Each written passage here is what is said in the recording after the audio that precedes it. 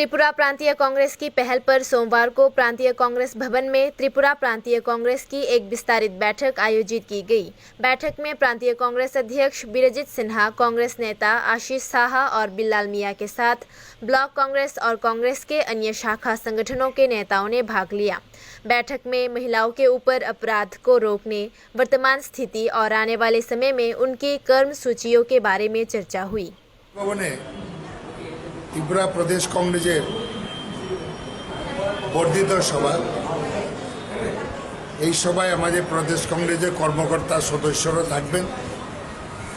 থাকবেন জেলা কংগ্রেস সভাপতি, ব্লক প্রেসিডেন্ট এবং বিভিন্ন শাখা সংগঠনের প্রধানরা।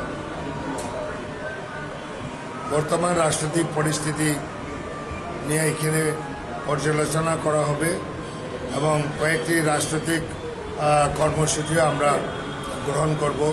সাংগঠনিক কর্মসূচিতে আছেই।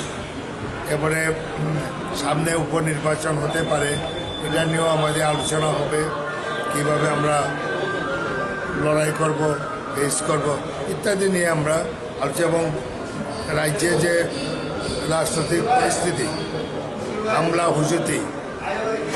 হুজুতি এবং প্রতিদিন নারী নির্যাতন ইত্যাদি বিষয় নিয়ে এখানে আলোচনা হবে।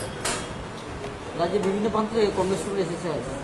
প্রান্তের থেকে না ভাই, 60টা বিধানসভা কেন্দ্রে 60 জন ব্লক প্রেসিডেন্ট থাকবেন। আমাদের 9টা জেলার 9 জন প্রেসিডেন্ট থাকবেন প্রদেশ কংগ্রেস কমিটির। রাজ্যের সব প্রান্তেতে কখন আয় সম্মেলন হইলে, এটাও প্রান্তের থেকে, কিন্তু আমাদের কর্মকর্তারা আসবেন।